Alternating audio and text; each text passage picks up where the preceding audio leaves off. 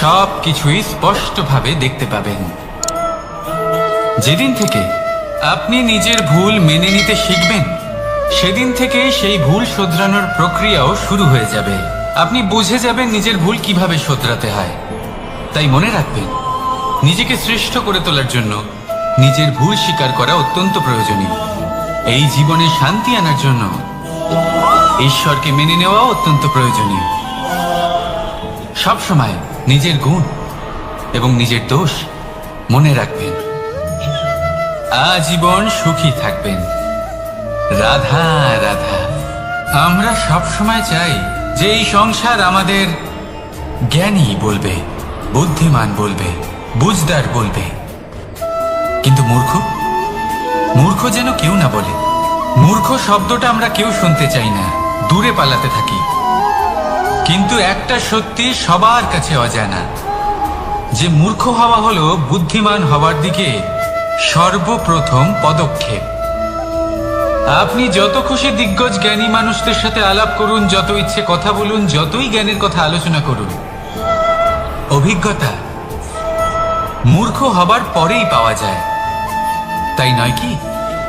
মূর্খ হবার পরে আপনি এটা বুঝতে পারবেন যে কি করা উচিত নয়। জ্ঞানী ব্যক্তি আপনাকে এটা বলবেন যে কি করা উচিত। আর এই সংসারে কি করা উচিত তার থেকেও অনেক বড় জ্ঞান হলো কি করা উচিত নয়। সেই জন্য সব সময় মনে রাখবেন, আপনার করা কিছু ভুল আপনাকে যদি কেউ মূর্খ বানিয়ে থাকে, ছল চাতুরি করে থাকে, তাহলে কোনো ব্যাপার নয়। এটা শেষ পর্যন্ত আপনাকে আরো বুদ্ধিমান করে তুলবে। এই মুহূর্তে ধন্যাত্মক থাকুন। এই সংসার আপনাকে অবশ্যই জ্ঞানী বলবে। রাধা রাধা। আপনি কি কখনো একজন মালিকে একটা বাগানের যত্ন নিতে দেখেছেন? যদি কখনো একটা গাছে উই ধরে যায়, মালি তখন শুধু সেই গাছের নয়, সমস্ত বাগানের চিকিৎসা করায়। আপনারা হয়তো বলবেন, এ কেমন মূর্খতা? যখন উই একটা গাছে লেগেছে, সমস্ত বাগানের চিকিৎসা কেন করাতে হবে? এ তো অযথা পরিশ্রম করা। কিন্তু মালি খুব ভালো করে জানে যে উই হয়তো একটা গাছে লেগেছে, কিন্তু তা সমস্ত বাগানকে নাশ করে দিতে পারে। এবার মালির এই শিক্ষা, এই জ্ঞান অন্য অনেক জায়গাতে প্রযোজ্য। এই সংসারে আমরা শুধুমাত্র নিজের পরিবারের কথাই চিন্তা করি, তাদের যত্ন নিই, চেষ্টা করি যেন তারা ভালো থাকেন, সুখে থাকেন। আর সেই সময় এই সমাজের কিছু বিরোধী মনোভাব এই সমাজকে গ্রাস করে ফেলে, এই সমাজকে নষ্ট করে ফেলে। কিন্তু আমাদের নজর শুধু আমাদের পরিবারে থাকে। সেই জন্য যখন কথা ওঠে রাষ্ট্রের, দেশের, তখন তার জন্য সিদ্ধান্ত নিতে হবে, তখন তার জন্য ত্যাগ করতে হবে। আর মনে রাখবেন, যে সমস্যায় আসুক তার সমাধান পূর্ণরূপে বাঞ্ছনীয়। এই সংসারে প্রত্যেক ব্যক্তি যদি নিজের পরিবারেরও খেয়াল রাখেন এবং সমাজেরও খেয়াল রাখেন এবং সঠিকভাবে এই দেশেরও খেয়াল রাখেন, তবেই এই দেশ সম্পন্ন হতে পারবে।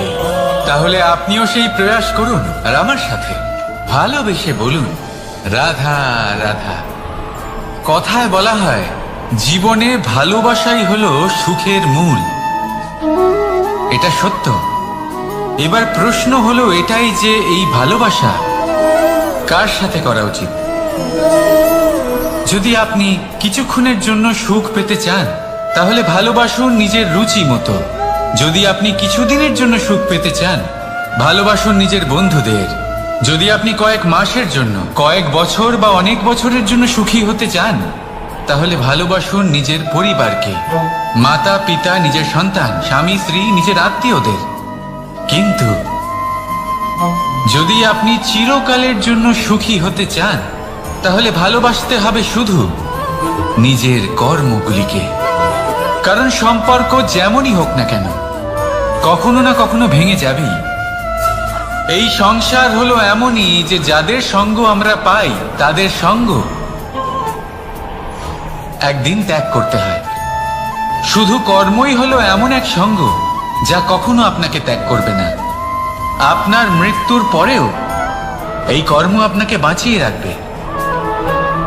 তাই সবসময় মনে রাখবেন, এই কর্ম ধর্ম মনে করে পালন করা উচিত। জীবনের শেষ মুহূর্ত পর্যন্ত কর্মকে ভালোবাসুন। জীবনের শেষ মুহূর্ত পর্যন্ত সুখে থাকবেন।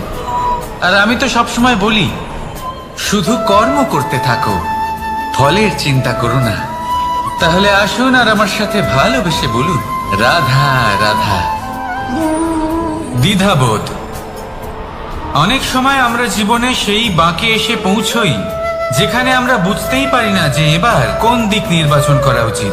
কখনো এদিকে যাওয়া উচিত মনে হয়, কখনো ওদিকে যাওয়া উচিত মনে হয়, কখনো দুদিকেই যাওয়া প্রয়োজনীয় বলে মনে হয়, কিন্তু তা তো সম্ভব নয়। কখনো কখনো এটা মনে হয় যে এখানেই থেমে যাওয়া ভালো, কোথাও না যাওয়াই শ্রেয়। এবার একেই তো দ্বিধাবোধ বলে। সংসারে এমন কোনো দ্বিধা নেই যার সমাধান সম্ভব নয়। এই দ্বিধাবোধ স্বাভাবিক।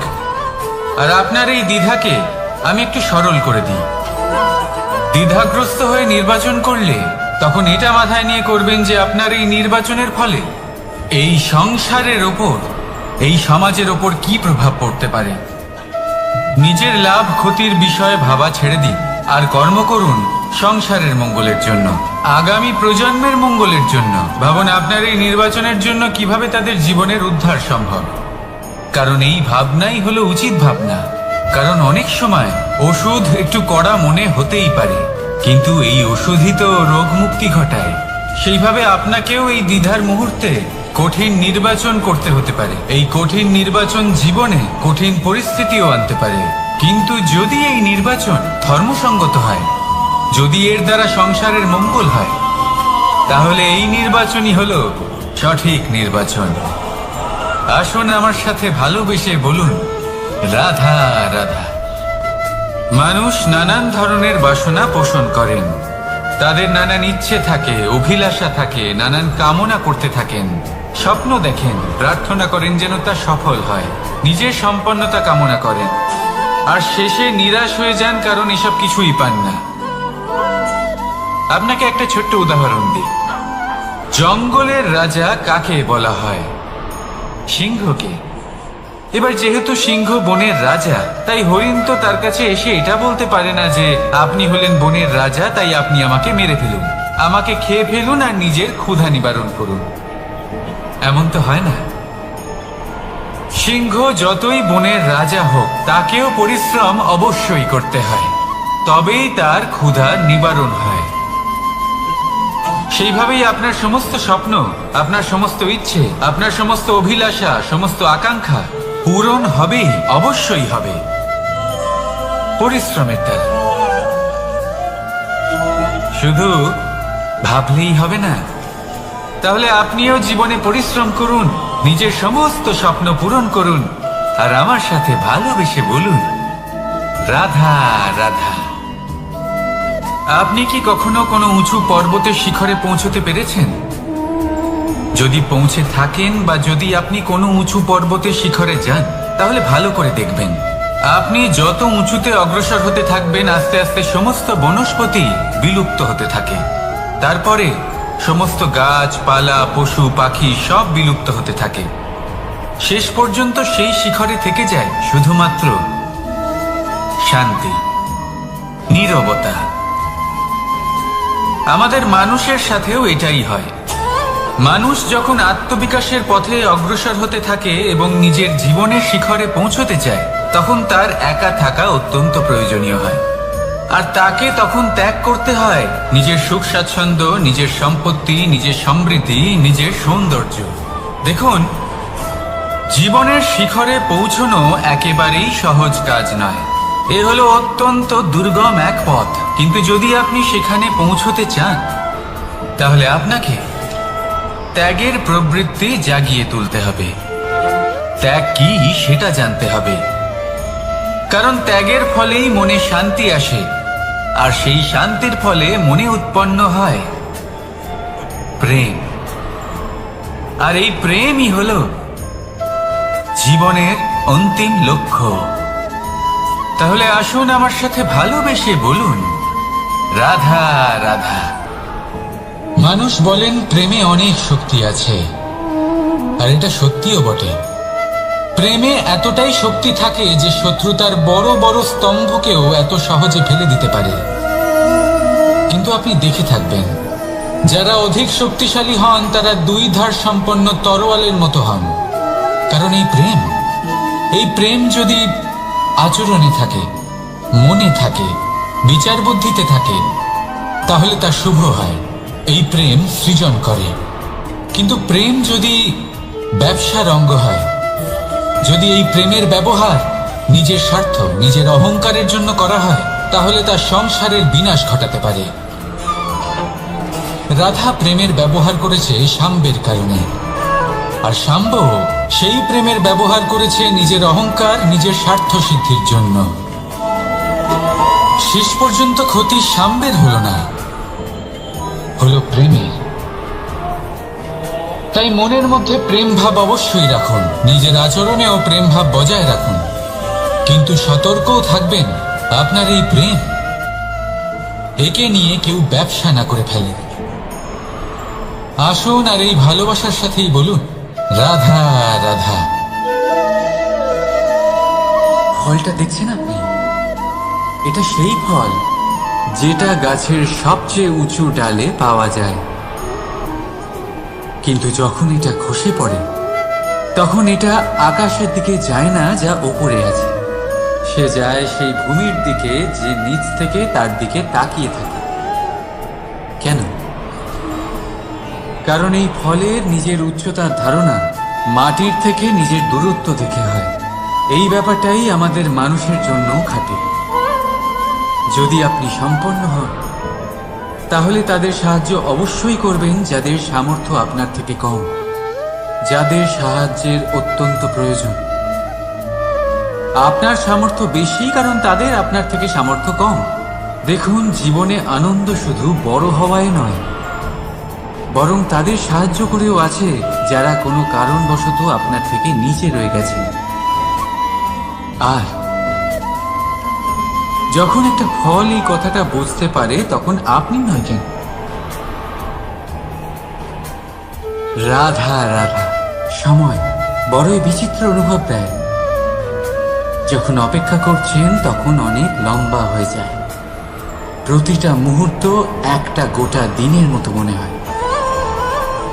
ঠিক সেইভাবেই যদি কোথাও যেতে দেরি হয়, তখন সময় দৌড়তে থাকে, প্রসন্নতায় বয়ে যায় আর নিরাশায় থমকে যায়। আপনদের সাথে থাকলে সময়ের খেয়ালই থাকে না, শত্রুদের সাথে থাকলে সেই সময়ই খারাপ হয়ে যায়। কিন্তু এটাই কি সত্যি বাস্তব? না, সময় তো সময়ই হয়, নিজের গতিতেই চলে। শুধু সেই গতির আভাস আমাদের মানসিক অবস্থা অনুযায়ী বদলে যেতে থাকে। তাই এই সমস্যা সময়ের নয়, আমাদের মানসিকতা। তাই নিজেকে খুশি রাখুন, অন্যদেরও খুশি রাখুন।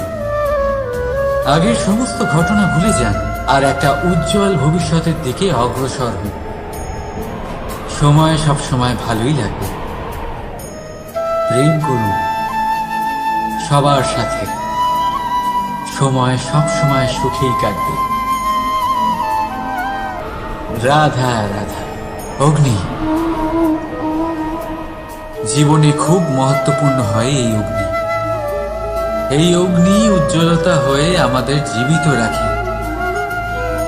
কিন্তু ভাবুন, যদি এই উজ্জ্বলতা ক্রোধের অগ্নি হয়ে দিকভ্রষ্ট হয়, তাহলে কি হবে? একটা ছোট পাতা দিয়ে শুরু করে গোটা বনকে ছারখার করে দিতে পারে। ঠিক সেরকমই মানুষের ক্রোধের আগুনও অন্যদের তো ভস্ম করেই, কিন্তু তার পূর্বে স্বয়ং নিজেকেই ভস্ম করে দেয়। তাহলে কি করা যায়?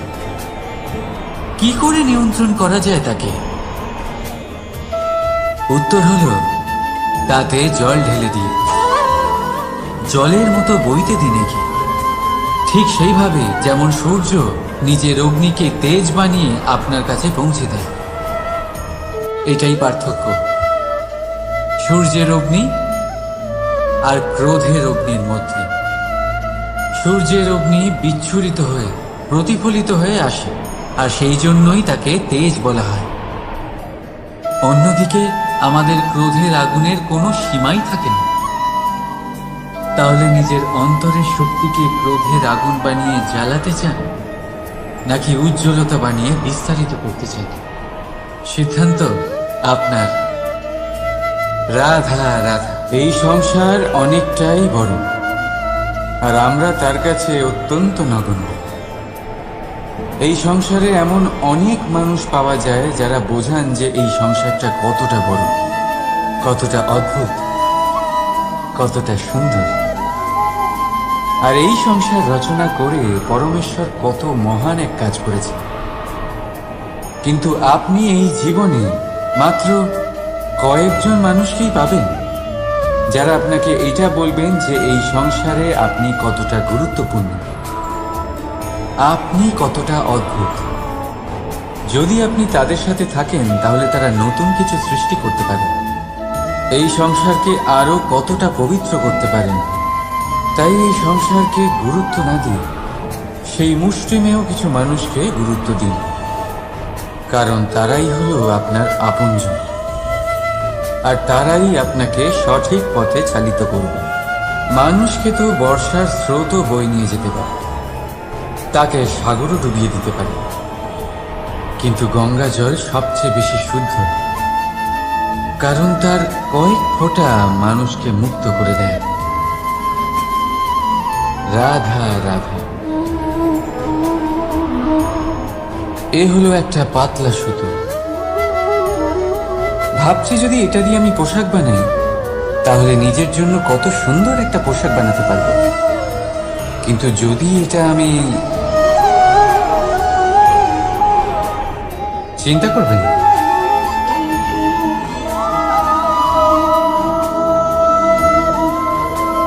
দেখুন এই সুতো জোড়া লেগে গেল। শুধু পার্থক্য হচ্ছে এটাই যে আগের মতো এটা আর সরল নেই, আর এটার দৈর্ঘ্য আগের থেকে কিছুটা কমে গেছে।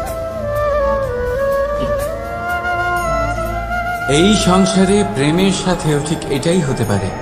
প্রেমের এই সুতো যা দুই মানুষকে একসাথে বেঁধে রাখবে। অহংকার আর স্বার্থের আঘাত সে সহ্য করতে পারে না, ছিঁড়ে যায়। চেষ্টা করলে আবার এই সম্পর্ক হয়তো জোড়া লাগতে পারে, কিন্তু তা আগের মতো কখনোই থাকে না, কারণ মনে গিট পড়ে যায়। সেই জন্য প্রেমকে স্নেহের সাথে সামলে রাখুন, অহংকার আর স্বার্থের থেকে দূরে থাকুন। রাধা রাধা। আগুন কি করে? জ্বালা, সেটা কাঠই হোক, কয়লা হোক, বস্ত্র হোক, যাই আপনি আগুনে দেবেন তা ভস্ম হয়ে যাবে। কিন্তু সোনা, যদি আপনি সোনা আগুনে ফেলেন তাহলে তা কুন্দন হয়ে নিজের অস্তিত্ব তৈরি করে। যদি আপনি লোহা গরম করেন তাহলে তা ইস্পাত হয়ে যায়। কেন কেন হয় এরকম? কারণ তাদের অন্তরের আগুন জ্বালানোর আগুনের থেকে অনেক বেশি তীব্র হয়। এই আগুন হলো পবিত্রতার, এই আগুন হলো নিশ্চয়তার। যদি আপনার লক্ষ্য স্থির থাকে, আপনার ইচ্ছে দৃঢ় হয়, তাহলে কুন্দন হয়ে বেরোবেন, ইস্পাত হয়ে বাঁচবেন, অন্তর থেকে শক্তি পাবেন, আর কেউ আপনার সাথে কোনো অনিষ্ট করতে পারবে না। রাধা রাধা। মানুষের জীবন কি? আপনি বলতে পারেন জন্ম আর মৃত্যুর মধ্যেকার সময়। আর মৃত্যু কখন হয়? যখন মানুষ শ্বাস নেওয়া বন্ধ করে দেয়, হাত পা নাড়ানো বন্ধ করে দেয়, ভাবা ছেড়ে দেয়। এমনটা নয়, মানুষের অন্তর, তার মৃত্যু তখনই হয় যখন তার অন্তরের করুণা শেষ হয়ে যায়। করুণা, সেই ভাব যা মানুষকে মানুষ করে তোলে, যা এক মানুষকে আরেক মানুষের কষ্টে তার প্রয়োজনীয়তা অনুভব করে, আর সেটাই তাকে শক্তি দেয় অন্য কাউকে সহায়তা করার জন্য, তাকে পাত্র করে এই সৃষ্টির নিয়ন্তা হবার জন্য। দেখুন, এই সংসারে মৃত্যু কেবলমাত্র একবারই হয়, তাই তার আগে কেন মরব? এই করুণাকে কেন মারব? নিজের মনুষ্যত্ব বজায় রাখুন, মৃত্যুর পরেও আপনি জীবিত থাকবেন। রাধা রাধা। এটা হলো সূর্য,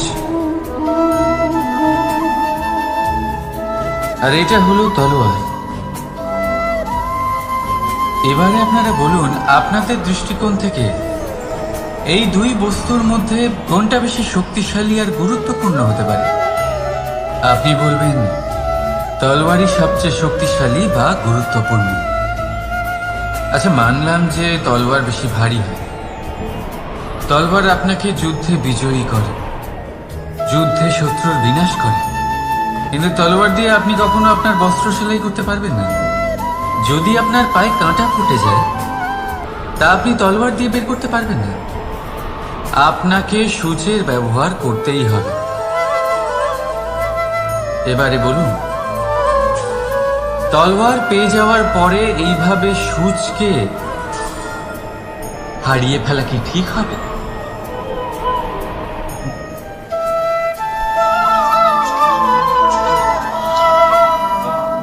ঠিক সেইভাবেই জীবনে সম্পন্ন বন্ধু পাওয়ার পরেও আপনার সেই বন্ধুদের হারাবেন না যারা কম সম্পন্ন, দরিদ্র। কারণ তারা আপনার সাথে তখন ছিলেন যখন আপনি কিছুই ছিলেন না, আর জীবনে দরকার পড়লে তারাই আপনার কাজে আসবে, সম্পন্ন বন্ধু নয়। তাই যাকে ভালোবেসেছেন তার সাথে বন্ধুত্ব পালন করুন, চিত্ত আনন্দে জেগে উঠবে। রাধা রাধা। পঞ্চমহাভূত জীবন রচনায় এর অবদান অনস্বীকার্য। এই পঞ্চমহাভূত আসলে কি? জল, বায়ু, অগ্নি, মাটি আর আকাশ। এবার শুধুমাত্র জীবন রচনায় এর অবদান আছে তা নয়, শুধু শরীর রচনাতে এর যোগদান আছে তা নয়, বরং এরা হলো আমাদের জীবনের সব থেকে বড় শিক্ষক। এবার আপনারা সকলে চমকে যাবেন, হয়তো আপনারা এই দৃষ্টিভঙ্গি দিয়ে কখনো দেখেননি। আমি আজ আপনাদের বোঝাবো। এদের মধ্যে সব থেকে বড় তত্ত্ব জল। এ আমাদের কি শেখাচ্ছে? এই জল, এর নামই হলো জল, কিন্তু এ কখনোই আমাদের জ্বালায় না, আমাদের জ্বলনের কারণ হয় না। তাহলে কি করে? আমাদের তৃষ্ণা মেটায়, আমাদের শীতলতা প্রদান করে, জীবন দান করে। এর দ্বারা আমরা কি শিক্ষা লাভ করি? যে আপনার উৎপত্তি যেখান থেকেই হোক না কেন, আপনি যেখানেই জন্মগ্রহণ করুন না কেন, আপনার কর্ম সর্বদা শ্রেষ্ঠ হওয়া উচিত। আপনি জলকে যে কোনো পাত্রে রাখুন না কেন, সে সেই অনুসারেই নিজের আকার ধারণ করে নেয়। এর দ্বারা আমরা কি শিক্ষা পাই? এই শিক্ষাই পাই যে যে কোনো পরিস্থিতিতেই নিজেদের মানিয়ে নিতে হবে, নিজেকে সেরকম করে নিতে হবে। যে দেশেই থাকি না কেন, যে স্থানেই থাকি না কেন, যে পরিস্থিতিতেই থাকি না কেন, যে ব্যক্তির সাথেই থাকি না কেন, আমাদের সুখময় হয়ে জীবন অতিবাহিত করা উচিত। দেখুন, আমাদের কত বড় একটা শিক্ষা দিল এই জল, যা আমরা কোনোদিন দেখতেই পাইনি। নিজেকে জলের মতোই করে তুলুন, সুখের ধারায় স্বাচ্ছন্দ্যে প্রবাহমান হতে থাকবেন আপনি। নিজের আকারকে ভেঙে ফেলুন, নিজের সীমা লঙ্ঘন করুন। আপনি অবশ্যই একদিন মহানুভবতা অনুভব করবেন। তাহলে আসুন আর আমার সাথে ভালোবেসে বলুন, রাধা রাধা। জীবনের পঞ্চমহাভূতের দ্বিতীয় তত্ত্ব হল মাটি, ভূমি, ধরা, যে ধারণ করে, যা আমাদের সকলকে ধারণ করে, ভালো হোক বা মন্দ, নিজের কর্তব্য পালন করে। আর এটাই শিক্ষা আমাদের জন্য। আমাদেরকেও আমাদের সকল কর্তব্য পালন করতে হবে, তা সে আমাদের নিজেদের প্রতি হোক, আমাদের পরিবারের প্রতি হোক, সমাজের প্রতি হোক বা ঈশ্বরের প্রতি। এই শিক্ষা আমাদের মাটি দিয়ে থাকে। এ আমাদের পদতলে পিষ্ট হয়েও তার বদলে আমাদের বনস্পতি প্রদান করে। অগ্রসর হতে পদক্ষেপ নেওয়ার সময় আমরা পা দিয়েই ধরিত্রীকে পিছনে ঠেলি, কিন্তু এই মাটি আমাদের ঘৃণা করে না। সে আমাদের পরবর্তী পদক্ষেপের জন্য অপেক্ষা করে আর স্বাগত জানায়। আর হয়তো সেই জন্যই এই ধরাকে আমরা ধরিত্রী মাতা বলে থাকি। আর তাই এই পদবি, এই সম্মান, এই ভালোবাসা এর আকার বা এর ভারের জন্য একে প্রদান করা হয় না, প্রদান করা হয় এর স্বভাবের কারণে। আপনিও যদি ধরিত্রীর মতো হতে পারেন, যদি আপনিও নিজের সকল কর্তব্য পালন করেন, বিশ্বাসের সাথে তা স্বীকার করে নিতে পারেন, যদি অন্য কারোর সাফল্যেও আপনি প্রসন্ন হতে শিখতে পারেন, যদি আপনি একটু কষ্ট সহ্য করে অন্য কাউকে প্রসন্নতা প্রদান বা অন্য কাউকে সেবা করতে পারেন, তাহলে আপনিও মাটির মতোই মহান হয়ে উঠতে পারবেন। তাহলে আসুন আর আমার সাথে ভালোবেসে বলুন, রাধা রাধা। জীবনের পঞ্চমহাভূতের মধ্যে একটা তত্ত্ব হলো বায়ু। বায়ু যাকে কিনা দেখা যায় না, বরং তাকে কিন্তু আমরা অনুভব করতে পারি। আর একে সব থেকে বেশি অনুভব করতে পারি তখন যখন বায়ু কম থাকে। বায়ু যদি লুপ্ত হয়ে যায়, তাহলে তখনই আমরা বুঝতে পারি যে বায়ু তো নেই, এ তো সমস্যার ব্যাপার। এবার এই বায়ু দ্বারা আমরা কি শিক্ষা পাই? এই বায়ু আমাদের এই শিক্ষা দেয় যে আমাদের কখনোই অহংকার করা উচিত নয়। আমরা সকলেই কখনো না কখনো চাই যে আমাদের শ্রেষ্ঠতা, আমাদের যোগ্যতা, আমাদের মাহাত্ম্য এই সংসার বুঝতে পারুক। আর নিজের মাহাত্ম্য প্রমাণ করার জন্য শক্তি দেখানোর কোনো প্রয়োজন নেই। কারণ যখন কোনো ব্যক্তি, এই সমাজ, এই সংসার আপনাকে নিজের থেকে দূরে করে দেবে, আপনার থেকে দূরে চলে যাবে, তখন আপনার মাহাত্ম্য কি তার আভাস সে নিজে থেকেই অবশ্যই পেয়ে যাবে। আপনার কিছুই করার প্রয়োজন নেই। বায়ুর মতো হয়ে উঠুন। বায়ু যার কিনা কোনো ভার নেই, কিন্তু যখন সময় আসে, যখন সে তুফানের রূপ নেয়, তখন অত্যন্ত বড় বড় বিধ্বংসী কাজ সে করে ফেলে। আর তখন এর শক্তির কোনো তুলনাই হয় না। বায়ু যে নিজের সঞ্চালন দ্বারা পৃথিবীকে প্রাণ দেয়, নিজের পরিবহন দ্বারা এই মেঘ সৃষ্টি করে, এই ধরিত্রীর তৃষ্ণা নিবারণ করে। বায়ুর মতো যদি আপনি হয়ে উঠতে পারেন, তাহলে হালকা হয়ে যাবেন, ওপরে উঠতে পারবেন এই সংসার, এই ভৌতিকতা, এই মোহ মায়া থেকে। আর তখন আপনি বুঝতে পারবেন যে প্রেম কাকে বলে। তখন আপনি বুঝবেন যে দান করাই হলো জীবন। তাহলে আসুন আর আমার সাথে ভালোবেসে বলুন, রাধা রাধা। জীবনের পঞ্চমহাভূতের মধ্যে একটা তত্ত্ব হলো আকাশ। আকাশ যা কিনা নিরাকার, যার কোনো আকার নেই। আকাশ যা হলো অনন্ত। আর আমাদের সবসময় মনে হয় যে এই আকাশ আমাদের সাথে জড়িয়ে রয়েছে। কেন? এবার এই আকাশ আমাদের জন্য কি না করে। আকাশ আমাদের ওড়বার স্বাধীনতা দেয়। আকাশ মেঘকে ধারণ করে যাতে আমাদের তৃষ্ণা মিটতে পারে। এই আকাশ সূর্য এবং চন্দ্রকে তার যথাস্থান দেয়, যাতে আমরা প্রকাশও পেতে পারি, আবার অন্ধকারও, যাতে আমাদের জীবনে সামঞ্জস্য বজায় থাকে। আকাশের থেকে অনেক কিছুই শেখার রয়েছে। যদি আমরাও আকাশের মতো হতে পারি, আমাদের আপনজনদের সেই স্বাধীনতা দিতে পারি যাতে তারা উঠতে পারেন, যাতে তারা নিজেদের স্বপ্ন পূরণ করতে পারেন, যার ফলে তারা নিজেরাই এই জীবনকে অনুভব করতে পারেন, নিজের পায়ে দাঁড়াতে পারেন, তাহলে ভাবুন আমাদের অস্তিত্ব কতটা বড় হয়ে যাবে। যদি আপনি আকাশের মতো হতে পারেন, তাহলে আপনিও আকাশের মতোই অনন্ত হয়ে উঠবেন। তাহলে আসুন আর আমার সাথে ভালোবেসে বলুন, রাধা রাধা। জীবনের পঞ্চমহাতত্ত্বের মধ্যে পঞ্চম তত্ত্ব অগ্নি। অগ্নি যা জ্বালাতে সাহায্য করে, কিন্তু তা উত্তাপও প্রদান করে। নিশ্চিত রূপে অগ্নি আমাদের জ্বালিয়ে দিতে পারে, কিন্তু আপনি কি কখনো এটা ভেবে দেখেছেন যে আগুন, তাকে নিজেকে কতটা জ্বলতে হয়, তাকে নিজেকে কতটা তাপ সহ্য করতে হয়। ও নিজে জ্বলে আমাদের উত্তাপ প্রদান করার জন্য, ও নিজে জ্বলে আমাদের ঊর্জা দেবার জন্য, আমাদের আলো দেবার জন্য, অন্ধকার পথ দেখানোর জন্য। শত্রুর সাথে মোকাবিলা করার জন্য আমাদের সাহায্য করে নিজে জ্বলে। যখন আমরা কোনো দেবতার জন্য যজ্ঞ করি তখন দেবতার ভোজন গ্রহণ করার নিমিত্ত হয় এই অগ্নি। কত কিছু ওকে সহ্য করতে হয় আমাদের এত কিছু দেবার জন্য। আপনিও আগুনের মতো হয়ে উঠুন, নিজে কষ্ট সহ্য করুন অন্যকে সাহায্য করার জন্য, তাদের জীবন উদ্ধার করার জন্য, নিজের প্রিয়জনের জন্য, নিজের পরিবারের জন্য, নিজের মাতা পিতার জন্য, এই সমাজের জন্য। নিজে কষ্ট সহ্য করুন, প্রকাশের কেন্দ্রবিন্দু হয়ে উঠুন আর সকলকে পথ প্রদর্শন করুন, সবাইকে পথ দেখান। যেদিন আপনি আগুনের মতো হয়ে উঠবেন সেই দিন ঠিক যেমন অগ্নিকে পুজো করা হয় আপনিও সেইভাবে পূজনীয় হয়ে উঠবেন। যেমন সকল শুভকর্মে, সকল যজ্ঞে, সকল পুজোতে অগ্নিকে স্মরণ করা হয়, সেইভাবেই সকল শুভকর্মে আপনাকেও স্মরণ করা হবে। আর যেদিন আপনি এরকম হয়ে উঠবেন সেই দিন জীবনের বাস্তব মর্ম কি আপনি তা বুঝতে পারবেন। তাহলে আসুন আর আমার সাথে ভালোবেসে বলুন, রাধা রাধা। পঞ্চমহাতত্ত্ব, পঞ্চমহাভূত, এদের বিষয়ে আমি আপনাদের সবকিছুই বলে দিয়েছি। কেন? এরা আমাদের জীবনের সব থেকে বড় শিক্ষক। আর এদের থেকে আমরা কি শিক্ষা পাই?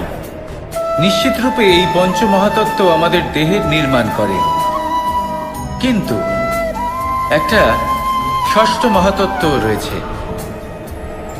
এমন এক তত্ত্ব যার না কোনো ভার আছে না কোনো পরিমাণ আছে, কিন্তু তা হলো অত্যন্ত গুরুত্বপূর্ণ, ভাবনা। কেউ একে আত্মা বলে, কেউ একে বিবেক বলে, কেউ একে প্রাণ বলে, আর কেউ বলে চেতনা। এবার এই চেতনা যখন পঞ্চমহাতত্ত্বের সাথে জুড়ে যায়, এক হয়ে যায়, তখন মানুষের জীবনের নির্মাণ হয়।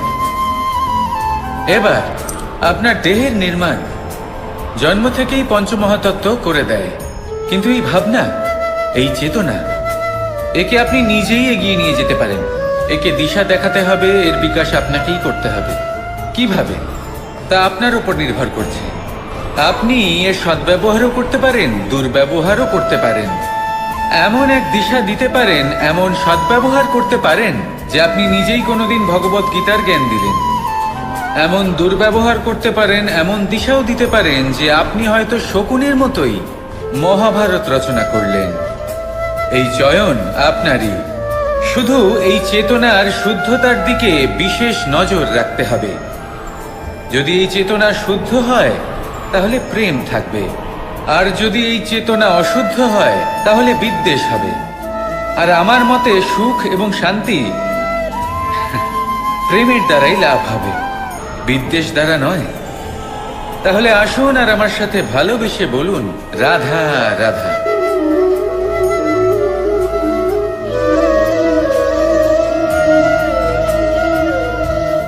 নারী জন্মসূত্রে কারোর কন্যা, ধর্মসূত্রে কারোর পত্নী, আর কর্মসূত্রে কারোর মা।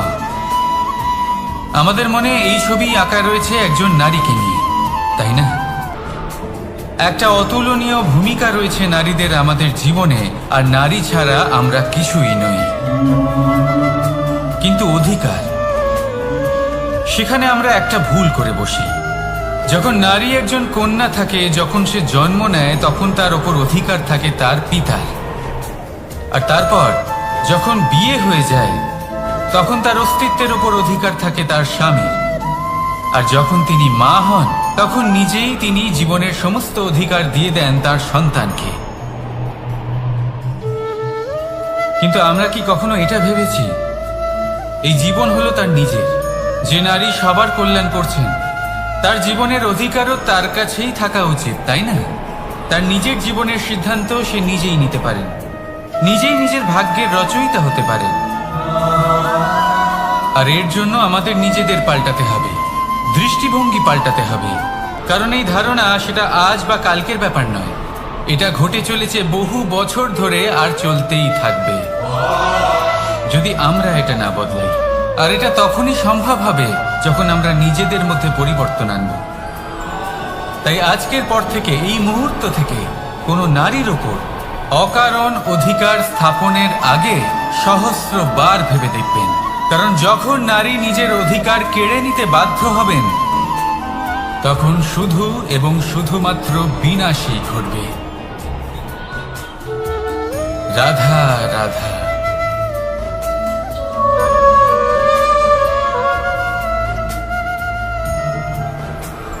নারী, পুরুষরা যাকে নাম দিয়েছেন ত্রিয়া, কেন দিয়েছেন, কে দিয়েছেন, কেউ তা জানে না। কথায় আছে, পুরুষরা ভাবেন যে ত্রিয়া, ভাবেন একরকম, বলেন অন্য কিছু, আর করেন অন্য কিছুই। কিন্তু সত্যিটা কি এটাই? আসল সত্যি হলো এটাই যে ত্রিয়া হলো সেই চরিত্রহীন পুরুষ, আর কেউ নয়। সেই পুরুষ যারা নারীকে বলেন যে আপনি হলেন মা, আপনি হলেন দেবী, আপনি হলেন বোন। আর ভাবেন কি? ভাবেন যে এই নারী হলো আমাদের পায়ের ধুলো, আর কিচ্ছু নয়। আর কি করেন? ওনাদের মাথায়, ওনাদের খোপায় মালা পরিয়ে দিয়ে ভাবেন যে ওনারা হলেন তাদের পায়ের ধুলোর সমান। একজন নারীর সম্মান ভঙ্গ করেন, তাদের দাসী মনে করেন। ভুলবেন না, যত্র নারীয়াস্ত পূজ্যন্তে রমন্তে তত্র দেবতা।